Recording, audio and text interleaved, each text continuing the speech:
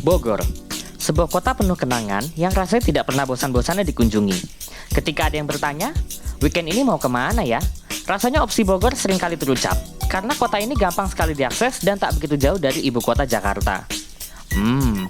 Menarik juga.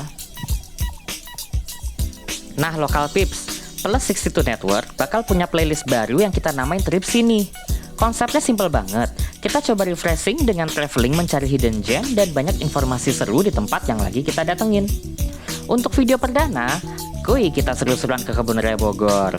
Gue yakin sebagian besar Local Pips pasti udah pernah kan ke tempat ini.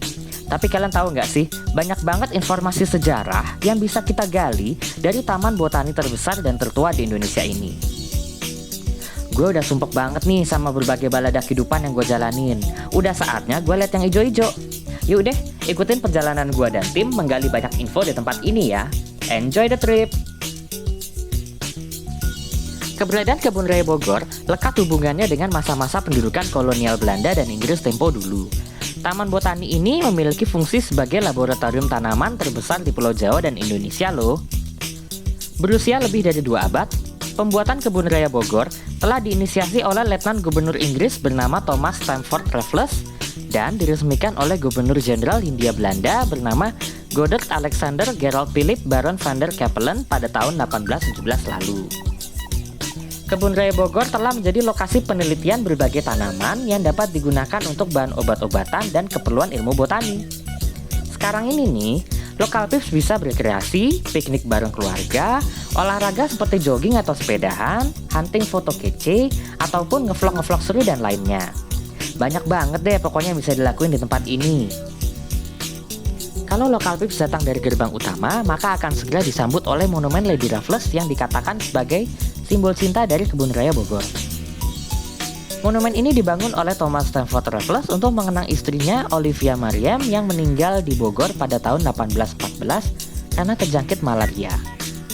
Bisa kita lihat terdapat bait puisi yang terukir di tengahnya yang merupakan karya dari Olivia Mariam itu sendiri. Salah satu daya tarik utama dari Kebun Raya Bogor ialah Local Pips bisa melihat bangunan Istana Bogor yang megah dari sisi belakang. Bangunan ini menjadi salah satu dari 6 istana kepresidenan yang ada di Indonesia loh. Beberapa fakta menarik dari bangunan ini ialah Istana Bogor dibangun pada tahun 1744 pada masa pemerintahan Gubernur Jenderal Hindia Belanda, Gustav Willem van Imhoff. Bangunan ini awalnya didirikan untuk peristirahatan para pejabat elit-elit kolonial saat tengah berkunjung ke Bogor atau saat itu yang bernama Buitenzorg. Sempat terjadi gempa besar di Bogor pada tahun 1850 hingga konstruksi bangunan ini didesain ulang dan bertahan sampai yang bisa kita lihat sekarang. Setelah Indonesia merdeka, tepatnya pada tahun 1950, bangunan ini mulai diresmikan menjadi salah satu istana kepresidenan Republik Indonesia. Masuk lebih ke dalam, Local Pips bisa ziarah ke spot makam kuno Belanda yang terdapat 42 nisan di dalamnya loh.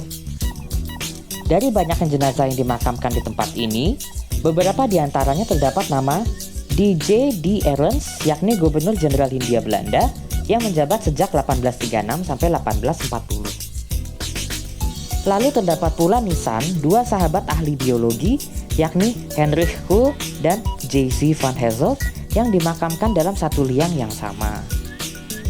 Sekedar info, pemakaman ini sudah ada terlebih dahulu sebelum Kebun Raya Bogor itu dibangun loh. Hal ini jelas terlihat bahwa makam tertua yang dimakamkan di tempat ini adalah milik Cornelis Potmans yang wafat pada tahun 1784. Sedangkan makam termuda ialah milik Profesor Dr. A.J. G.H. Kostermans sebagai ahli botani yang meninggal pada tahun 1994. Di belakang gue ini berdiri sebuah tugu obelix yang dinamakan Taman Tasman atau Tugu Tasman.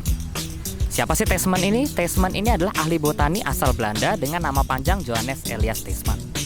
Beliau pernah menjabat sebagai Direktur Utama Kebun Raya Bogor sejak tahun 1830 sampai 1869. Sedangkan tugu ini sendiri didirikan pada tahun 1884, 2 tahun setelah beliau meninggal. Tujuannya adalah untuk mengenang jasa-jasa beliau terhadap perkembangan di Kebun Raya Bogor. Seru kan? Yuk, kita mau kemana lagi nih Local Pips? Ikutin gue ya jalan-jalan berikutnya. Sekarang kita masuk ke kawasan Taman Meksiko nih lokal pips.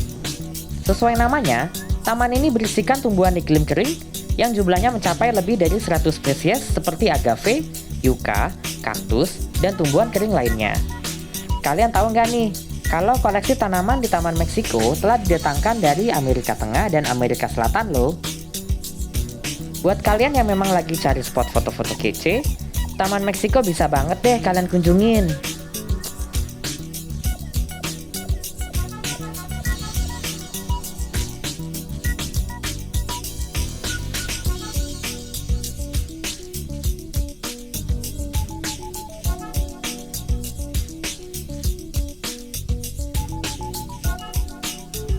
Nah, kalau yang di belakang gue ini adalah Grand Garden Cafe yang merupakan salah satu ikon di Kebun Raya Bogor loh, lokal pips.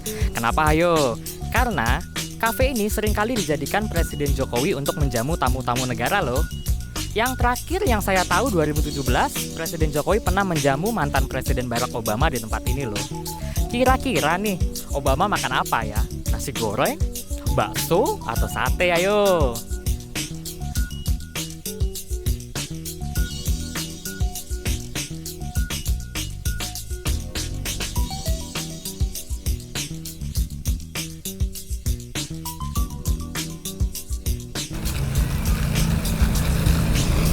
Nah, lokal pips, ada yang bisa nebak nggak nih Kebun Raya Bogor nih usianya udah berapa tahun sih?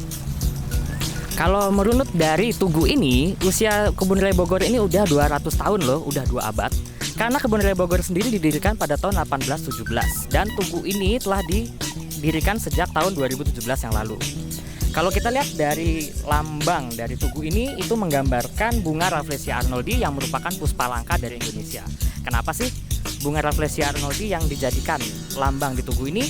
Karena Kebun Raya Bogor ini termasuk salah satu kebun konservasi yang berhasil mengembangbiakan bunga Rafflesia arnoldi di luar habitatnya. Keren banget kan Kebun Raya Bogor? Makanya kesini dong, ayo dong.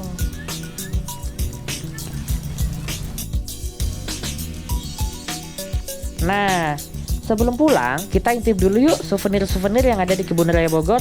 Kuy, keliling-keliling dulu sambil ngadem. Hii. Selain bisa ngeliat produk merchandise yang keren-keren banget, ada juga nih pameran terrarium yang oke punya. Kalau kepengen, lokal pips bisa kok beli bahan-bahan dan alat untuk bercocok tanam di rumah. Seru abis kan? Oh ya, jangan lupa tuh yang habis sepedahan buat bayar sewa sepedanya sebelum pulang. Hehehe. Senangnya ya healing-healing santai di Kebun Raya Bogor.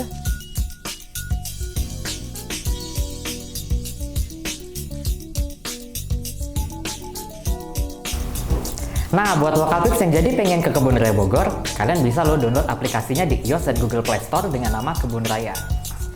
Jadi, di aplikasi ini kalian bisa temuin banyak informasi seputar dunia flora, spot-spot menarik, penyewaan sepeda, panduan pengunjung, dan banyak lagi. Makanya kuy, yuk kita ke Kebun Raya. Tapi jangan lupa ya, komen, like, subscribe, dan bunyiin loncengnya.